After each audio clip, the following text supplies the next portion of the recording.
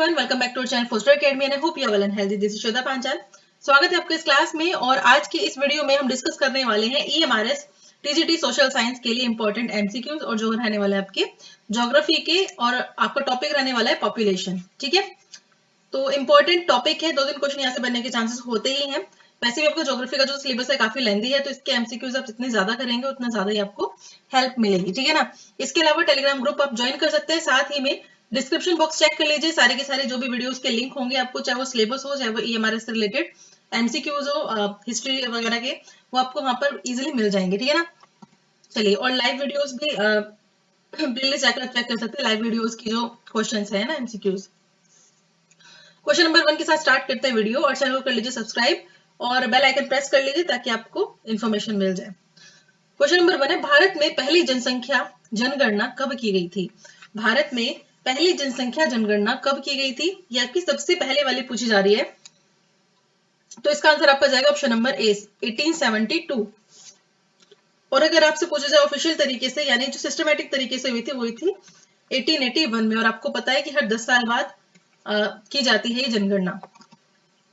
Question number 2 है, वह कार्यकर्ता मुख्य कार्यकर्ता कहलाता है जो कम से कम कार्य करता है। ठीक है, यानी कम से कम इतना कार्य करता ही है, कम से कम इतना कार्य करता है। तो आपको बताना कितना कार्य करता है। A worker is known as main worker who works at least, कितना काम करता है कम से कम। तो इसका आंसर आपका जाएगा option number A, more than 183 days. कितना? More than 183 days. Question number 3 पर चलते हैं। In how many years India's population will be doubled, यानी कितने वर्षों में जो भारत की जनसंख्या है वो दोगुनी हो जाएगी, ऐसा एस्टिमेट किया गया है। तो इसका आंसर आपका जाएगा ऑप्शन नंबर सी, 36, 36 वर्षों में। ठीक है, वैसे पॉपुलेशन तो बढ़ती जा रही है इंडिया की, और रिकॉर्ड्स भी अब हटते जा रहे हैं ना, जो पुराने रिकॉर्ड्स थे। क्वेश्चन नंबर 4 है, निम्नलिखित में से किस भारतीय राज्य का जनसंख्या घनत्व सबसे अधिक है? Which one of the following Indian states has the highest population density? तो यहाँ पे आपसे डेंसिटी की बात की जा रही है कि जनसंख्या घनत्व सबसे ज्यादा है, इनमें से कौन से स्टेट में? तो इसका आंसर आपका जाएगा ऑप्शन नंबर डी, बिहार में। ठीक है, तो बिहार में क्या है, पॉपुलेशन का जो डेंसिटी है वो सबसे ज्यादा है। क्वेश्चन नंबर 5 पर चलते हैं। 2011 की जनगणना के अनुसार, यहाँ पर एग्जाम में भी क्वेश्चंस आपको ज्यादातर इसी बेस पर पूछे जाएंगे कि 2011 की जनगणना है उसके हिसाब से क्या क्या चीजें हुई थी, तो इसको बहुत अच्छे से आपको पढ़ना है, सारे ही डेटा को। ठीक है, भारत की जनसंख्या कितनी थी? ठीक है, 2011 के हिसाब से। तो इसका जो आंसर जाएगा, ये जाएगा आपका ऑप्शन नंबर सी। ठीक है, कितना जाएगा आपका ऑप्शन नंबर सी, 1210 मिलियन। ठीक है, 1210 मिलियन। नेक्स्ट आ जाए क्वेश्चन नंबर 6 पर। लिंग अनुपात क्या है, यानी सेक्स रेशियो क्या है? ये है number of females as number of females पर 1000 मेल्स, नंबर ऑफ फीमेल्स पर 100 males, the study of population growth, या फिर difference between birth rate and death rate. तो यहाँ पर इसका जो करेक्ट आंसर जाएगा, ये जाएगा ऑप्शन नंबर ए, प्रति 1000 पुरुषों पर महिलाओं की जो संख्या होती है उसी को कहा जाता है लिंग अनुपात। ठीक है, आपने डेटा के अंदर देखा भी होगा, चाहे सेंसस के बारे में आपने पढ़ा होगा, तो वहां पर अलग अलग स्टेट के बारे में भी डेटा अवेलेबल है और इंडिया के बारे में भी। ठीक है, प्रति 100 पुरुषों पर महिलाओं की संख्या नहीं, तो इसका आंसर आपका जाएगा ऑप्शन नंबर ए, प्रति 1000 पुरुषों पर महिलाओं की संख्या। क्वेश्चन नंबर 7 है, भारत में साक्षरता दर कितनी है? और ये आपके 2011 के हिसाब से पूछी गई है इस वाले क्वेश्चन में। तो ये भी आपको ध्यान रखना है कि क्वेश्चन में आपसे पूछा क्या गया है। ठीक है, तो 2011 के हिसाब से अगर आपकी जनगणना पूछी जाए तो ये जाएगा 74%, यानी लगभग ये कितनी थी, 74.4% के आसपास 2011 के डेटा के हिसाब से। और इसके अंदर 82.14% कितना था मेल का साक्षरता दर, और 65.46% था, 65.46% था फीमेल का रेशियो। ठीक है, 65.46। तो यहाँ पर अगर हम करंट की बात करें कि इस वक्त 2023 की अगर हम बात करें तो साक्षरता दर कितना है, 77.7। ठीक है, 77.7 लगभग। चलिए नेक्स्ट चलते हैं क्वेश्चन नंबर 8 पर। 2001 की जनगणना के अनुसार भारत का औसत लिंगानुपात क्या है, क्या था? ठीक है, यहाँ पर आपसे 2001 के बारे में बात कर रहे हैं, तो इसका जो आंसर जाएगा आपका, ये जाएगा बी, 933। ठीक है, 933 यानी 933 था आपका लिंगानुपात। ठीक है, क्वेश्चन नंबर 9 पर चलिए। 1951 में भारत में शहरी जनसंख्या का हिस्सा कितना था? 1951 में जो हमारे देश की अर्बन पॉपुलेशन थी शहर में रहने वाले जो लोग थे, जनसंख्या थी, वो कितनी थी 1951 में? तो इसका आंसर आपका जाएगा ऑप्शन नंबर ए, 17.29%। 17.29%। नेक्स्ट है क्वेश्चन नंबर 10 पर, जनगणना के अनुसार एक साक्षर व्यक्ति कौन है? ठीक है, आप बहुत बार आपने ये वर्ड सुना होगा कि लिटरेट में और एजुकेट होने में फर्क होता है।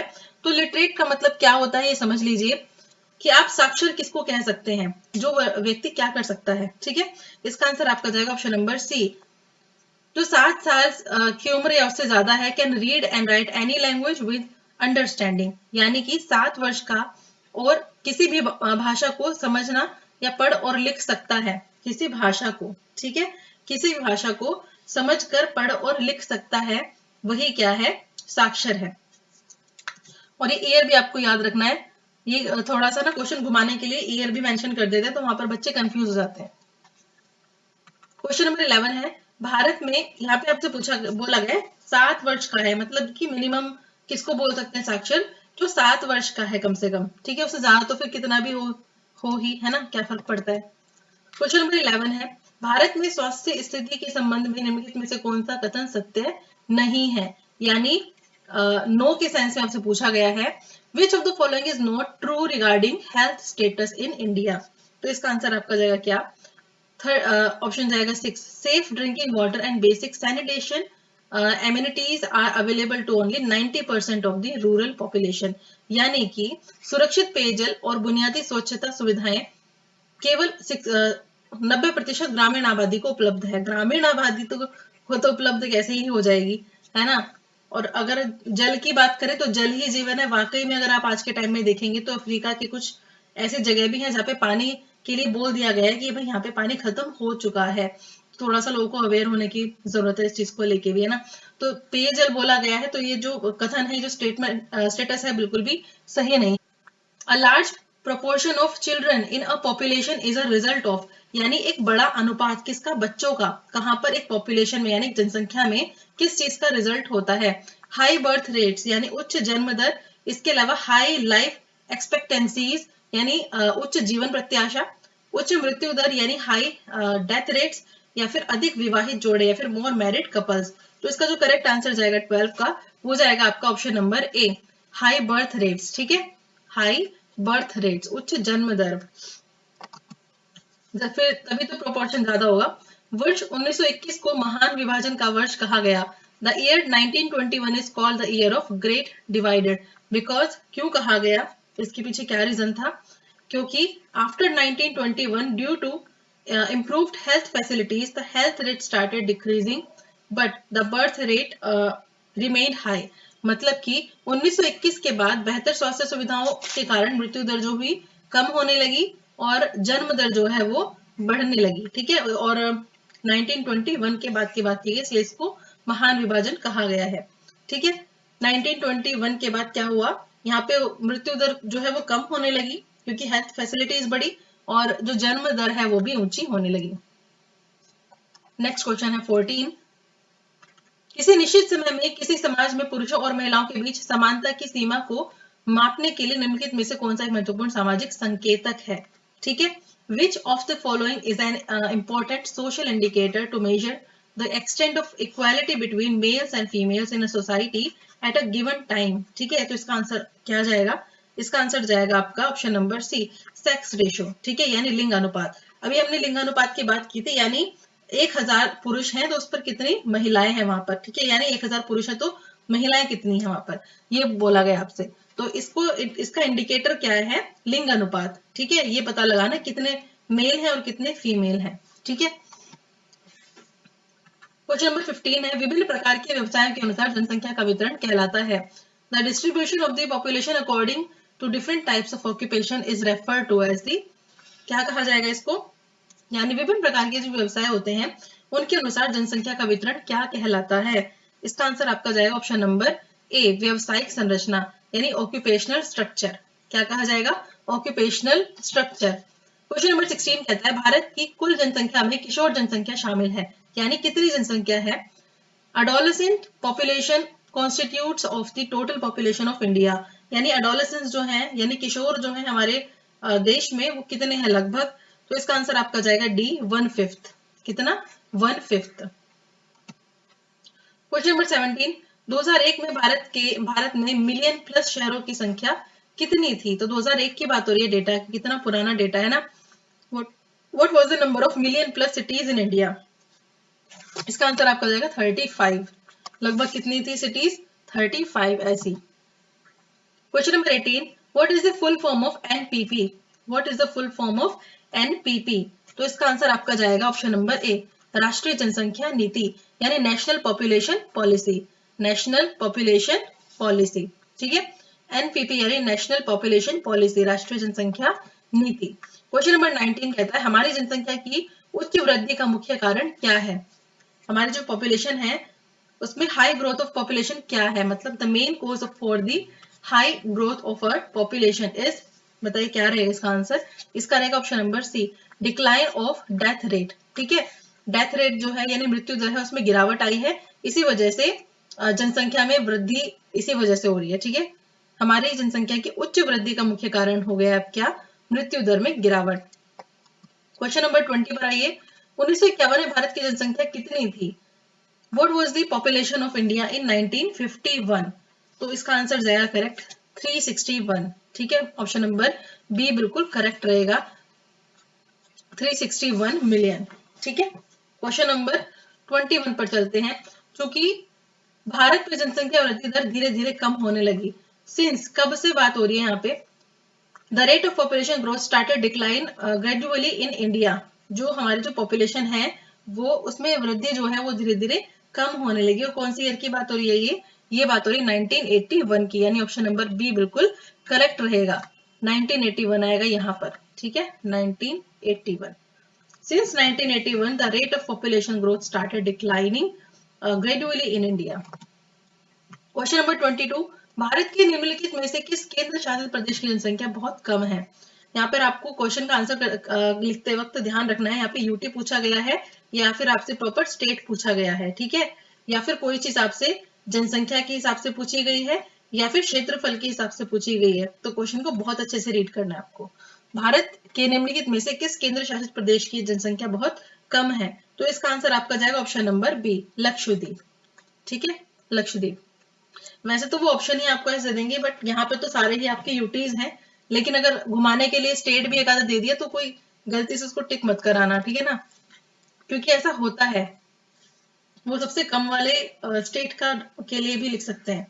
प्रत्येक वर्ष या दशक में जोड़ी गई पूर्ण संख्याओं को डैश में वृद्धि के रूप में जाना जाता है, यानी the absolute numbers added each year और decade is known as dash of increase. किस चीज के इंक्रीज को कहा जाता है? प्रत्येक वर्ष या दशक में जोड़ी गई पूर्ण संख्याओं को किसकी वृद्धि के रूप में जाना जाता है? आपसे ये क्वेश्चन पूछा गया है, तो इसका आंसर आपका जाएगा ऑप्शन नंबर बी, मैग्नीट्यूड, मतलब कि परिणाम। ठीक है, क्या है? परिणाम। और इंटेंसिटी क्या होती है? तीव्रता। ठीक है, चलिए क्वेश्चन नंबर 24 है, मनुष्य के संबंध में निम्नलिखित में से कौन सा कथन बिल्कुल सत्य है? Which one of the following fact is true regarding human being? ठीक है, ह्यूमन बीइंग के बारे में कौन सी बात बिल्कुल सही कही गई है? लोक अर्थव्यवस्था और समाज के विकास के लिए महत्वपूर्ण है। बाढ़, सुनामी जैसी जो प्राकृतिक आपदाएं हैं ये तब आपदा बनती है जब वे भीड़ भाड़ वाली मानव वस्तुओं को प्रभावित करती हैं। संसाधन आपदाएं और आपदाएं सभी केवल मनुष्य के संबंध में ही सार्थक है, या फिर उपरोक्त सभी। तो इसका जो आंसर जाएगा आपका, ये जाएगा आपका option number D, all of the above. ठीक है, क्या है?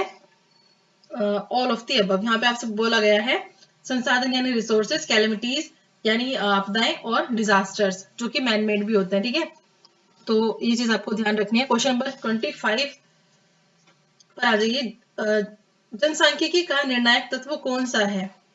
जनसांख्यिकी का निर्णायक तत्व कौन सा है, यानी बहुत ही इंपॉर्टेंट जो एलिमेंट है वो कौन सा है? तो इसका आंसर आपका जाएगा ऑप्शन नंबर बी, पॉपुलेशन। ठीक है, पॉपुलेशन यानी जनसंख्या। क्या है? जनसंख्या।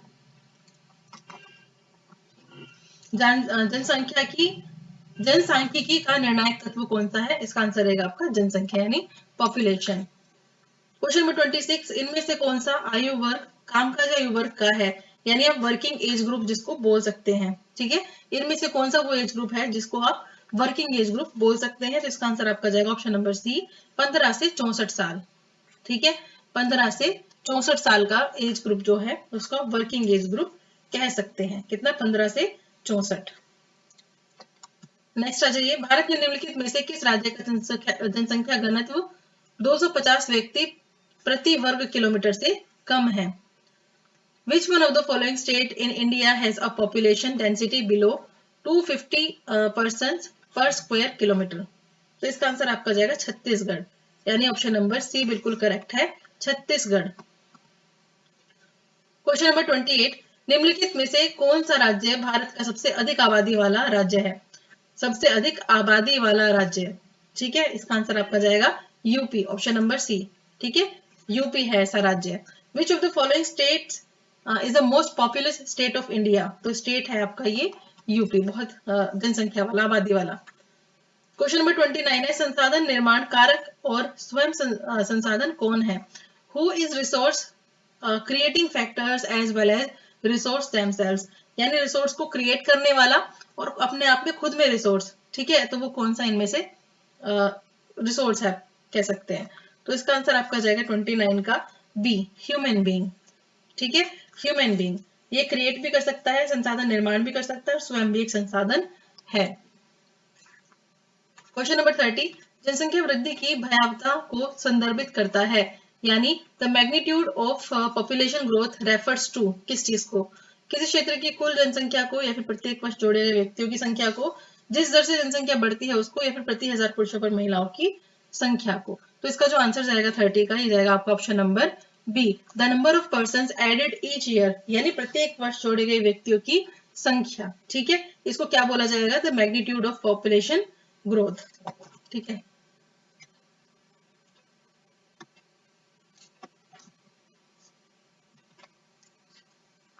क्वेश्चन नंबर 31 देखते हैं। Migration change the number, distribution and composition of the population in. प्रवासन जो होता है जिसमें एक जगह दूसरे जगह जाया जाता है, प्रवासन से जनसंख्या की संख्या, वितरण और संरचना में परिवर्तन होता है। किस चीज का? The area of departure, the area of arrival, both the area of departure and arrival, या फिर नन ऑफ द अबव। इसका आंसर आपका जाएगा C, both the areas of departure and arrival, यानी जहां से प्रस्थान हुआ है और जहां आगमन हुआ है, दोनों ही क्षेत्र से क्या होते हैं, उनमें ही परिवर्तन देखने को मिलता है। तो आपसे बोला गया कि माइग्रेशन जो है उनसे क्या चेंज हो जाता है? Change the number, distribution and composition of the population. कहाँ पे? प्रस्थान के लिए भी, प्रस्थान वाली जगह भी और आगमन वाली जगह भी, दोनों को ही प्रभावित करता है, दोनों में चेंजेस देखने को मिलते हैं। एक जगह से लोग कम हुए हैं, एक जगह बढ़ गए हैं। ठीक है, कुछ इस तरीके का ये। क्वेश्चन नंबर 32 है, जनसंख्या वृद्धि की गति मापी जाती है किस चीज के through? The pace of population increase is measured in percentage में, रेंज में, मीन में, या फिर number of number, none of this. तो इसका जो आंसर आपका रहेगा 32 का, ये रहेगा आपका परसेंटेज। ठीक है, इसका आंसर क्या रहेगा आपका? परसेंटेज, यानी ऑप्शन नंबर ए जो है बिल्कुल करेक्ट रहेगा। क्वेश्चन नंबर 33 देखते हैं। वह संदर्भ बिंदु कौन सा है जिससे अन्य सभी तत्वों का अवलोकन किया जाता है? Which is the point of reference from which all other elements are observed? तो इनमें से आपको बताना है आंसर। वह संदर्भ बिंदु कौन सा है जिससे अन्य सभी तत्वों का अवलोकन किया जाता है? तो आंसर आपका जाएगा ऑप्शन नंबर बी, जनसंख्या। क्या है? पॉपुलेशन। तो ये थे आज के 33 क्वेश्चंस, और मिलते हैं अपने नेक्स्ट वीडियो में। तो आप तब तक आराम से पढ़ाई करते रहिए और डिस्क्रिप्शन बॉक्स जरूर चेक कर लीजिए। लाइव क्लास में भी आ जाइए, आपको टेलीग्राम ग्रुप जो है उसको ज्वाइन कर लीजिए। जब लाइव जाऊंगी मैं तो यहाँ पर आपको इंफॉर्मेशन मिल जाएगी। ठीक है, तो डिस्क्रिप्शन बॉक्स में सारे के सारे जो आपकी लिस्ट है एमसीक्यूज की, उसको आप चेक कर सकते हैं और अपनी तैयारी को और अच्छे तरीके से कर सकते हैं। ठीक है, प्रिपरेशन प्रैक्टिस कर सकते हैं आराम से।